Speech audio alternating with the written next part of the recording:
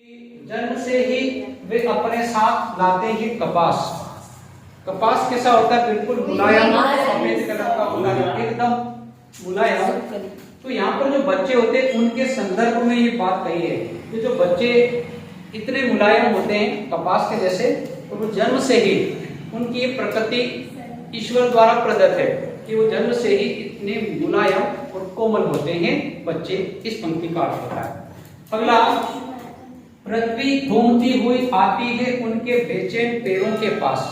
मतलब यहाँ पर कवि ने जो रूपक अलंकार का प्रयोग करा, सुंदरता को बताने का प्रयास करा है कि वो इतने उनके जो कोमल और मुलायम होते हैं बच्चे कि पृथ्वी स्वयं घूमती घूमती उनके पैरों के पास आती है। हालांकि यहाँ पर अतिशोक्ति भी है। अतिशोक्ति का मतलब होता है कोई बात ज्यादा ही फेंक देना। तो ये भी है क्योंकि कभी पृथ्वी चल के भी आती है। तो कवि ने अपनी बात को सुंदर बताने के लिए कवि कुछ भी कर सकता है। जहाँ ना पहुंचे रवि वहां पहुंचे कवि, उस हिसाब से। जब वे दौड़ते हैं बेसुध छतों को भी नरम बनाते हुए। बच्चे जब दौड़ते हैं ना तो बेसुध होते हैं। बेसुध का मतलब उनको होश नहीं होता। कई बार होता है बच्चे दौड़ते दौड़ते तुम्हें ठक होगा ना, कई बार टकरा जाते हैं, गिर जाते हैं, उनको पता ही नहीं चलता कहाँ। और वो अपने में इतने मग्न होते हैं अपने जो गेम खेल रहे हैं, मतलब जो भी खेल रहे हैं, उनको वही देख रहे हैं, उनको पकड़ने वाला आ रहा है तो वो फिर दौड़ेंगे बेसुध होके। बेसुध का मतलब कोई होश नहीं, उसी को बोलते हैं बेसुध। कई बार क्या होता है, कोई नायक नायिका होती है, अगर नायक बहुत दूर है तो पत्नी कई बार ख्यालों में खो जाती है, उसको बोलते हैं ना बेसुध हो गई। बेहोश नहीं, बेहोश अलग चीज है, बेसुध अलग है। अपने साथ भी होता है, नहीं बेसुध की बात अपने साथ ही कभी कभी होता है। मेरे बार मतलब कई बार ऐसा हुआ, जैसे मैं आता हूँ ना तो मुझे रुकना होता है अपने यहाँ सेंटर पे, लेकिन मैं कभी भूल जाता हूँ और मजा नहीं निकल जाता हूँ, फिर याद आता है यहाँ क्यों आया, फिर पलट के आना पड़ता है। होता है कभी कभी, मतलब अपन कहीं बहुत दूर निकलता है मानसिक यात्रा से, हो गए गाड़ी चलाते चलाते, चल रही है गाड़ी, अपन भूल जाते हैं कि अपन को आना है था। ऐसा नहीं कि बेसुध मतलब अपन को कुछ नहीं रहा, सब दिखता है, हम मानसिक रूप से हो जाते हैं, उसको बोलते हैं बेसुध होना। तो बच्चे बेसुध होकर दौड़ते हैं तो छतों को भी नरम बनाते। अब छतें वैसे तो बहुत कठोर होती है, छत तो गर्म तो होगी नहीं, साथ ही साथ गर्म भी होगी गर्मी के टाइम पर। न तो उनको वो गर्म लगेगी ना कड़क लगेगी, उसको वो समझेंगे ये बस गद्दे ही बिछा रखे उनके लिए, तो वो गद्दे ही है। तो वो बेसुध होकर उनको नरम बनाते हुए दौड़ते हैं, दिशाओं को मृदंग की तरह बजाते हुए। जब वे वेग भरते हुए चले आते हैं, दिशाओं को, मृदंग का मतलब होता है नगाड़ा, बहुत बड़ा ढोल, उसको बजाते हुए। तो जब बच्चे छतों पर दौड़ते हैं तो अंदर बैठे उनको ये पता चलता आई बाजू इधर पता चलता ना कि इधर से बज रहा है या फिर इधर से दौड़ के इधर आ गया, अंदर वालों को पता चलता है कि ये इधर साइड पे दौड़ रहे हैं। तो वो उन जो दिशाओं का ज्ञात कराते दौड़ते हुए, जब वो दौड़ते हैं तो दिशाओं को मृदंग की तरह बजाते हुए, अर्थात वो छत पर दौड़ते हैं तो दिशाओं का ज्ञान भी होता है कि किस साइड में वो दौड़ रहा है। जब वो पेग भरते, पेग भरना जानते हो, लड़के तो जानते होंगे क्या होता है पेग बना, पेग वो वाला पेग। पेग का मतलब होता है हाव भाव, मतलब उद्दीपन। उनके शरीर में जो आता है ना, जैसे पतंग उड़ाते हैं तो पतंग उड़ाते समय वे बिल्कुल टेढ़े मेढ़े होते हैं, हो जाते हैं ना पतंग उड़ाते, तो उसको बोलते हैं पेग भरना, है ना। किसी किनारे पे जाके बिल्कुल लटक जाना, टेढ़ा हो जाना, उनको पता ही नहीं चलता, पर वो ऐसे खो जाते हैं तो वो ऐसे टेढ़े मेढ़े ऑटोमेटिक होते हैं, उसको बोलते हैं पेग भरना, नोट।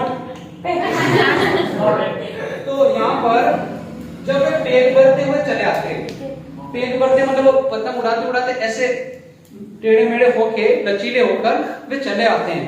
कहाँ तक चले आते हैं? छतों के की तरह लचीले वेग से अक्सर छतों के खतरनाक उस समय गिरने से बचाता है। ये सब समझ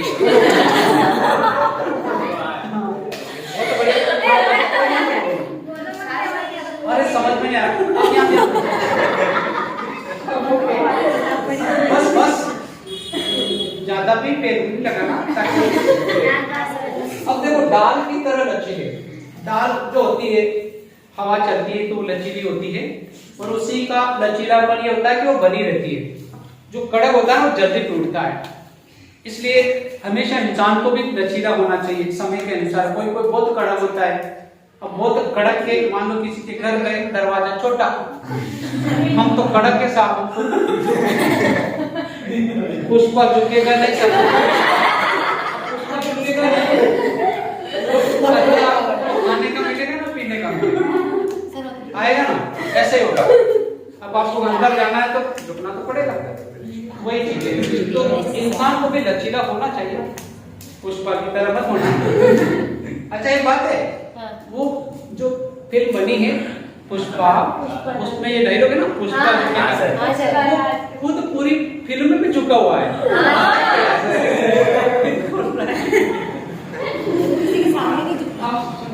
डाल की तरह वे लचीले रेख अक्सर छतों के खतरनाक किनारों तक पहुंच जाते हैं। मतलब जो लचीली डाल होती है उसी तरह बच्चे छतों के खतरनाक किनारों पर पहुंच जाते हैं। मतलब इतने किनारे पे चले जाते हैं और ऐसे लटक जाते हैं ना, जो नीचे अगर कोई डोकरा बैठा ना तो उससे वाकई फटा रह जाएगा, आएगा ना भाई। अब उस समय गिरने से बचाता है उन्हें सिर्फ उनके ही रोमांचित शरीर का संगीत। मतलब उनको जो गिरने से बचाता है उनका जो उस समय का जो शरीर रोमांचिक का, मतलब वो वाला रोमांटिक नहीं जो नया नायिका एक गाना चल रहा बढ़िया वो वाला नहीं, एक तरह से वो भी वो नहीं, बच्चों का रोमांटिक शरीर का मतलब उनका लचीला शरीर। अब पतंगों की ददक की ऊंचाइयां उन्हें थाम लेती है महज एक धागे के सहारे। और जो नीचे खड़ा कोई डोकरा या कोई भी छोकरा उनको जब देख रहा तो वो ऐसा लग रहा कि मतलब वो पूरे झुके हुए किनारे पर और पतंग की डोर, ऐसा लगता है कि उस पतंग की डोर ने उनको पकड़ रखा है। लगता है डोर रोक नहीं सकती है ना, बट ऐसा लगता है कि मानो ये जो पतंग की जो ऊंचाइयां है या जिस ऊंचाई पर पतंग उड़ रही है उसकी जो डोर है उसने उस बच्चे को थाम रखा है, ऐसा लगता है। कवि ने कहा है वो ऐसी बेवजह बात नहीं करता, अपने है ना हाँ लोग के सहारे अपने ही रंध्रों के सहारे, मतलब ऐसा लगता है कि जो बच्चे हैं अपने ही रंध्रों के सहारे अपने ही अंगों के सहारे वो उड़ रहे हैं या टिके हुए, ऐसा प्रतीत होता है। ठीक है, तो ये जो पद्यांश से बहुत बार आया है प्रश्न, या तो ये प्रश्न आता है या फिर इससे पूरा प्रश्न आता है, या तो पूरा इसका प्रश्न आता है या फिर ये पूरा ही आता है। तो पूरा आएगा तो 100% व्याख्या आएंगे, या फिर इससे प्रश्न दे दिया, कोई भी एक पंक्ति दे दी कि जन्म से ही अपने साथ लाते थे कपास, इस पंक्ति का अर्थ लिखो, या फिर इसके बारे में कवि क्या कहना चाहता है, ठीक है, इसके बारे में पूछ सकता है। या फिर ये भी इसका पूछा हुआ है, सिर्फ उनके ही रोमांचित शरीर का संगीत है ना, उस समय गिरने से बचाता है उन्हें, ये भी पूछा हुआ है। ये भी पूछा हुआ पतंगों की ललक की ऊंचाइयां उन्हें थाम लेती है महज एक धागे के सहारे, और पतंगों के साथ साथ वे भी उड़ रहे हैं अपने रंगों के सहारे। ऐसा लग रहा है कि जिस प्रकार पतंग उड़ रही है धागे के सहारे, उसी प्रकार बच्चे भी अपने रंध्रों के सहारे, मतलब अपने शारीरिक बनावट या फिर उसकी जो आकृति है या रोमांचित शरीर लचीलापन है उसके सहारे वे उड़ रहे हैं। तो यहाँ पर फिर वापस बता रहा हूँ, जन्म से 7 लाख के कपास, अर्थात यहाँ पर कभी बच्चों के बारे में वर्णन करते हुए छोटे बच्चे होते हैं वो इतने नाजुक मुलायम या कोमल होते हैं कपास की तरह, ऐसा लगता है कि जन्म से ही ये कपास की तरह पैदा हुए हैं। और पृथ्वी घूमती हुई आती है उनके बेचैन पैरों के पास, और कहा जाता है या कवि ने इसमें कहा है कि वो इतने सुंदर कोमल और मुलायम होते हैं कि पृथ्वी स्वयं घूमती हुई उनके बेचैन पैरों के पास आती हो। वे जब बेसुध होकर दौड़ते हैं छतों के कभी घर बनाते हैं, तो बच्चे जब खेल खेलते हैं उस समय वो इस तरह से छतों पर दौड़ते हैं। कठोर छतों पर जो गर्मी का मौसम होता है उस वक्त कठोर भी होती है, साथ में गर्म भी होती है, लेकिन ऐसी कठोर छतों को भी वे बेसुध होकर नरम बनाते हुए दौड़ते हैं या चलते हैं। तो यहाँ पर भाव क्या है? छतें तो नरम नहीं है, लेकिन वो बच्चों के लिए नरम है। कहने का मतलब ये है कि बच्चे इतने बेसुध हो जाते हैं कि वो ये भूल जाते हैं कि ये गर्म भी है या कठोर भी है, फिर भी वे अपने में इतने मग्न होते हैं कि वे उसको नरम बनाते हुए दौड़ते हैं, चले आते हैं। दिशाओं को मृदंग की तरह बजाते हुए जब वे पेट भरते हुए चले आते हैं, तो यहाँ पर जब बच्चे खेलते हैं तो खेलते खेलते वे खतरनाक किनारों पर पहुंच जाते हैं। इसके साथ ही अब जब दौड़ते हैं छतों पर, तो इससे ये प्रतीत होता है घरों के अंदर जो बैठे लोग कि अब वो कौन सी दिशा में दौड़ रहे थे, अर्थात उनकी पैरों की आवाज से मृदंग की तरह या नगाड़े की तरह जो छत बजती है, ऐसा प्रतीत होता है कि हमें दिशाओं का ज्ञान होता है या वो कराते हैं।